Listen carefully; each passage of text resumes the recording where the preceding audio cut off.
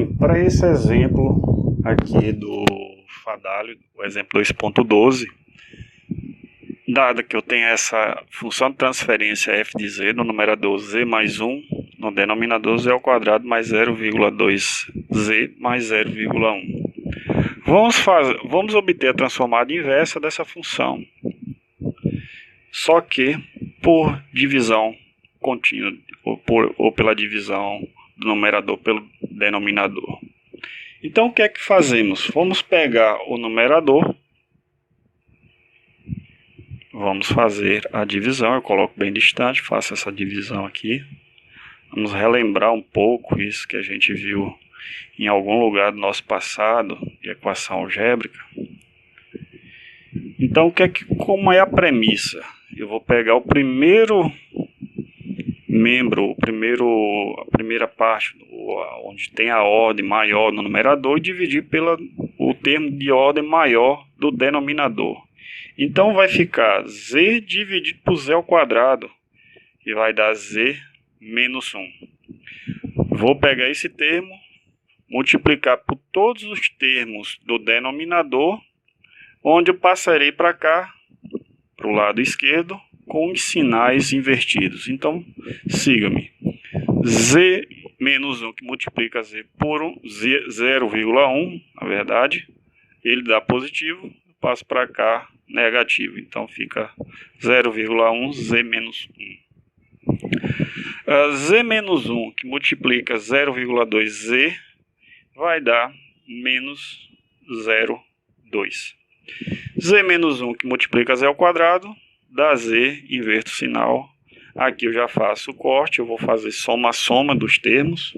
Eu vou colocando os termos embaixo um do outro, em relação, preste bem atenção. Eu tenho que colocar o termo z menos 1 embaixo do termo z menos 1. O termo z elevado a 1 embaixo do termo z elevado a 1, para poder fazer a soma-subtração. Então, nesse caso aqui, eu tenho 0,8 menos 0,1 z menos 1. Novamente, o algoritmo pego o primeiro termo desse resultado dessa soma-subtração e vou dividir pelo primeiro termo do denominador. Então, nesse caso, 0,8 dividido por z ao quadrado. Vai ficar 0,8, z é menos 2. E, novamente, vou multiplicar cada termo.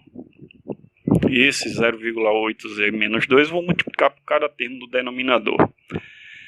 Nesse caso aqui vai dar menos 0,08 z menos 2.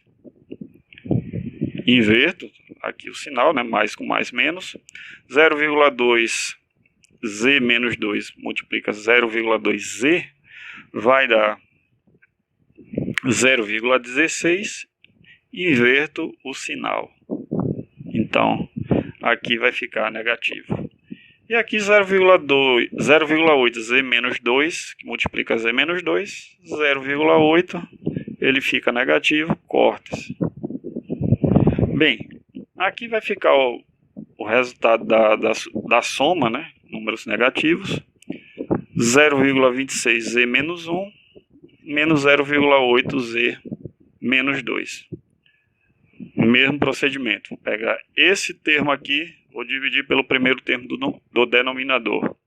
Então vai ficar 0,26 z a menos 3. E assim sucessivamente. Não vou fazer aqui o restante. Observe que eu tenho a reescrita de f de z vai ser igual a z menos 1 mais 0,08z menos 2 menos 0,26z menos 3 mais 3 pontinhos.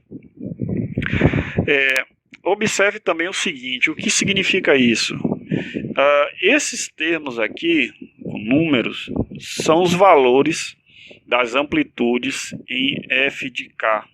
Ou seja, eu já tenho como obter nesse formato quem são essas amplitudes. Eu posso representar da seguinte forma.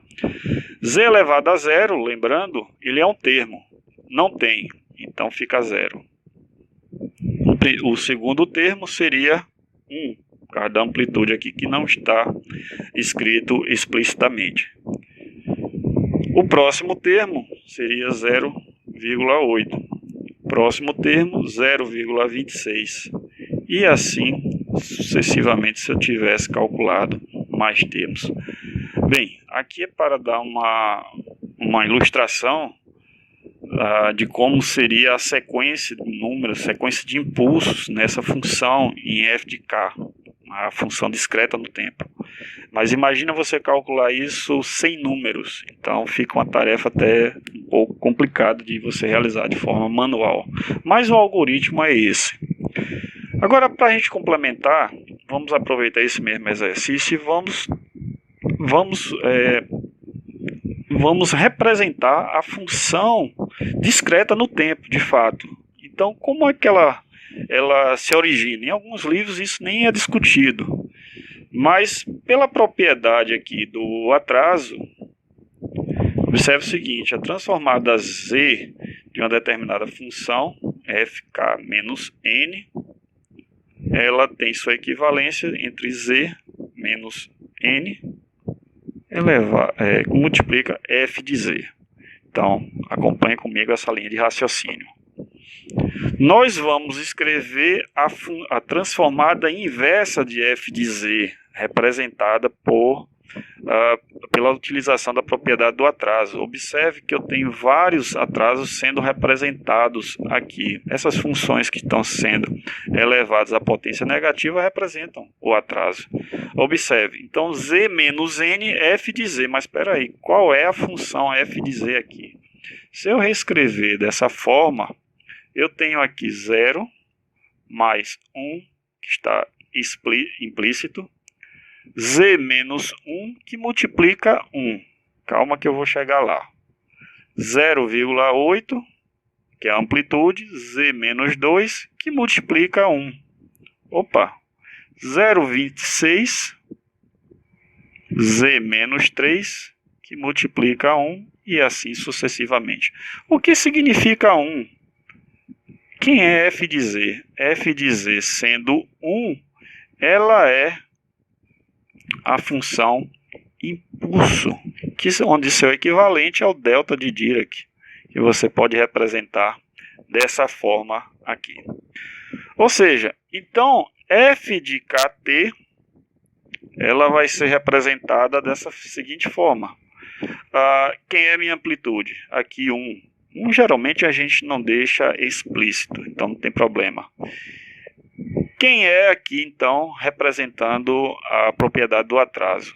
Z menos 1, está aqui, o Z menos N. Esse seria o menos N.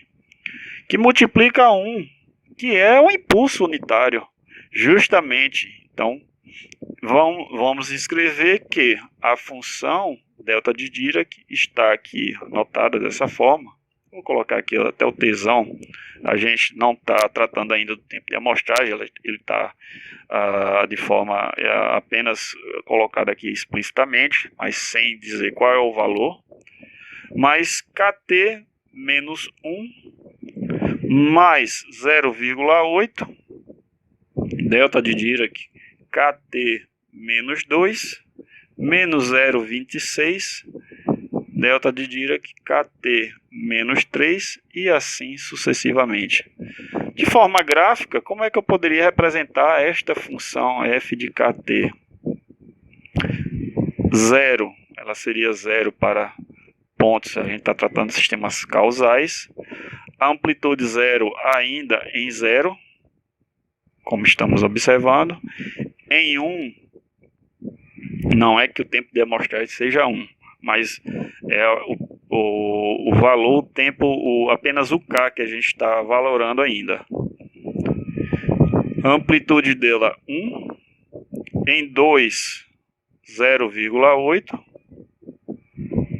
em 3, menos 0,26, e assim sucessivamente se eu tivesse feito aqui mais contas. Então, dessa forma, eu tenho aqui a resposta impulsiva